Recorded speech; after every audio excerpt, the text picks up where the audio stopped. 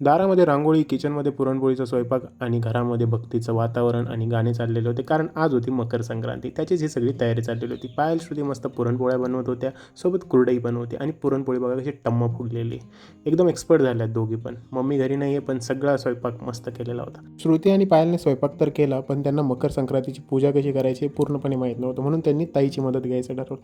ताईने पण त्यांना एकदम परफेक्ट मार्गदर्शन केलं, कारण मम्मी घरी नव्हती. हळूहळू ताईने त्यांच्याकडून गाईची पूजा, आमच्या आजींची पूजा आणि त्यानंतर स्वतःची पूजा करून घेतली. हे सगळं बघायला खूप मजा येत होती. या सगळ्या ज्या पारंपरिक महाराष्ट्रीयन पद्धती आहे, परंपरा आहे, यांची सगळा वारसा आता हळूहळू आमच्या नवीन पिढीकडे येत चालला आहे. पायल, श्रुती ह्या नवीन गोष्टी शिकत आहे. या सर्वांचे मी भरपूर फोटो काढले होते, पण तात्या बोलले मला पण एक फोटो काढायचा आहे. मी म्हटलं तात्या तुमचा विषय खोल आहे. गंभीर विषय गंभीर. पण तात्या बोलले विषय गंभीर आहे, खोल नाही. त्यानंतर मस्त बोरं खाल्ली, जेवण केलं आणि इथे पतंगासोबत फोटोशूट करायची मला सांगत होते. मस्त फोटोशूट झालेलं होतं. भेटूया पुढच्या मिनी ब्लॉगमध्ये. तुम्हाला लाईक, शेअर, सबस्क्राईब.